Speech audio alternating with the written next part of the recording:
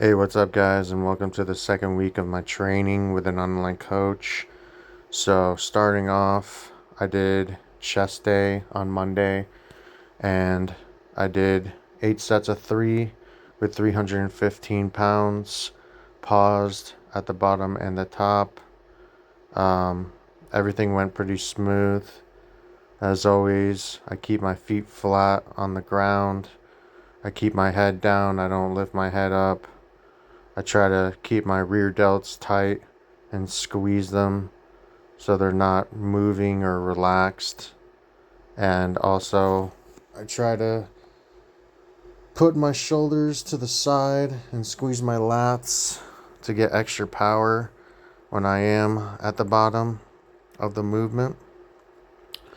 But you always want to breathe in and hold your breath at the top before you go down, and then release once you lock it out. So, yeah, that was basically the start of Monday's workout, and then I moved on to flat dumbbell presses with 100-pound dumbbells. Of course, I always do warm-ups before to get the blood flowing so I don't get an injury. You can't just jump straight to these weights, obviously. So the goal for this was to do 3 sets. The first set was supposed to be 15 to 20. I got 15, which was a grind, and then on the second set I think I got like 10 or 12, and on the third I got about 8 if I remember correctly.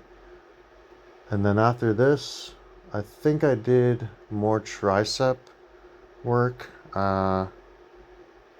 It was either with the rope on the cables or a V handle.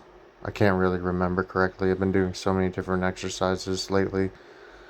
But this was the last exercise on the preacher curls with the easy bar curl, 90 pounds. I think I did like 10 reps on this. It was the last set of 3 or 4 sets in total. But yeah, just maximum effort, trying to keep the form 100%, no cheating. Even though I was cheating right there. Like, as you can see how I'm using my body weight to get the extra reps because it was the last set and I was pretty burnt out. But yeah, it's the second week of combining biceps in a chest day, so something new to me. And then Tuesday, so the next day, typically I always take the rest day after working out, but this is again new to me, so went to deadlifts, did 4 sets of 4 with 515. So normally when I do heavy weight like this, I'll just do 1 set of it, and I'll do high volume instead of sets on top of sets. So it was something different. Um, Even though it didn't sound complicating, it turned out to be complicating, but I think the toughest was last week when I had to pause. What was it, 4:45, I think? I had to pause 4:45 at the bottom for like 3 seconds and then try to lock it out at the top as fast as possible. So that was pretty hard, I would say, compared to these. This is more just like mental and pushing yourself because I already know I can do it. Like, on the first set, I knew I could do at least 8, but that wasn't what was meant to be done. So I had to just keep on grinding it out each time. But it's something different, and I think that will help definitely get to my 700-pound deadlift goal that I want to reach, and then hopefully maybe more in the future if I go on further with this. But yeah, a lot different from what I typically do. So it was a grinder. The quads are improving though. They look pretty juicy. Uh, and then I went to the hyper extension machine. I did this last week as well, But the only difference was this time I had to focus more on trying to pause it at the top, which was pretty hard. Even though the weight's not even that much compared to what I deadlift, it's still pretty freaking hard at that position. But this one's more of an old school machine, so it has like a pin that's in the way, so I need to use a different hyperextension machine next time. And then I took off the day on Wednesday and then benched again on Thursday, used resistance bands. I worked my way up to this top set right here, which was 325 with the bands. So I don't know how much weight these bands each add. I would have to say like either 25 to 50 pounds each, maybe. I don't know. But all I needed was 1 to 2 reps on that. I definitely had the second rep. I just think that he thought I was struggling, so he didn't want to get me stuck or have a difficult time taking it off of me with the resistance band, so he just assisted me at the top.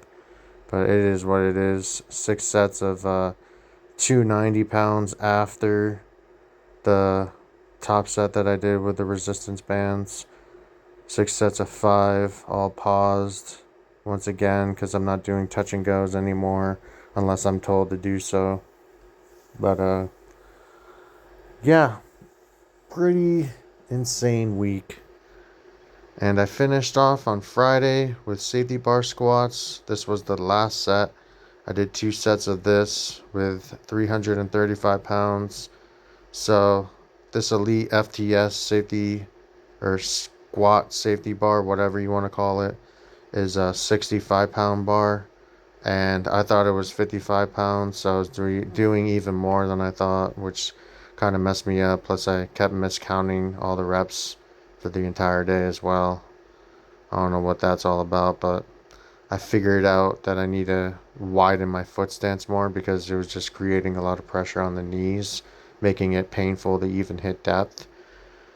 But I also invested into some Olympic weightlifting shoes with that elevation on the heel, so I'm hoping that helps with the knee pain so I can progress even more and reach a goal of 600-pound squat in the future. But right now I just need to focus more on building that strength and hitting depth and getting the glutes and the hamstrings and the quads strong so I can get to those numbers in the future. After that, I did lunges, which I had to do 2 sets of 12 with this 50-pound dumbbells. This was pretty rough as well because my knees were basically failing on me, but I still pushed through. And then I did some more leg exercises after. I think I did the leg press and some back exercise. I think it was like some inverted row or something. It's called, with like a barbell. I've never really done it before. It was like my first time. So you take like a barbell and you put it on a rack and you pull yourself. It's kind of like doing pull-ups, but instead you're at a different angle. You're laying on your back and then you're pulling yourself up. So that was pretty rough as well. Something different. But I'll try to get more clips included and show you the different exercises that I do so you're not seeing the same thing each time. But also wanted to share with you guys what I typically eat in my diet. So on the mornings that I don't work out, I'll have 2 cups of oatmeal or 2 packages of oatmeal, and it's like a banana nut flavor with protein, 12 grams each in each package. So it's like 24 grams of protein total. And then I include 2 tablespoons of peanut butter, Skippy peanut butter. So it comes out to 31 grams and like 600 something calories. And then I'll also add that Premier protein in there. So that's like 61 grams of protein total. My diet is typically like a low fat diet, a high protein diet, and the carbs are somewhere like in between, like usually below 400 but in the high 300s or 200s. So that's what I normally eat. I have a high protein diet, and I we usually watch out for the cholesterol being high as well, because I don't want to have too much cholesterol since I'm genetically prone to high cholesterol, which runs in my family, so I can't really eat that much of it. So I'll have high proteins, low fats, and try to stay away from a lot of dairy products and greasiness. This Gold Standard Isolate right here is like the lowest cholesterol protein powder that I've found on the internet. So, but I'll have that for a post workout, or when I'm feeling like I didn't hit the goal of protein that I need, which is usually 200 grams minimum. So I'll have that with egg whites, 2 cups of egg whites, which gives me another 50 grams of protein, and then a banana and 2 tablespoons of peanut butter. So 108 grams total of protein, about like 900 something calories. And then I'll include this for dinner, usually very lean ground beef, 90%, 96% lean. Sorry, I couldn't speak. I used to eat the 80 and the 85, but that shit was pretty goddamn greasy and high in cholesterol. Even though this still has a good amount of cholesterol, it's way healthier than the 90% and below. So the leaner it is, the better it is. The less grease it has in it, the healthier it is. But right there with that freaking Goodles, that was 40 grams of protein. So that's 136 grams of protein right there. Then you got the 108 from the shake. And then you got the 61 from the morning breakfast. So yeah, it's a pretty good chunk. And I think it comes out to like around freaking 3K. If I'm not wrong, I could be wrong on that, but that's just a little spice on what I eat normally.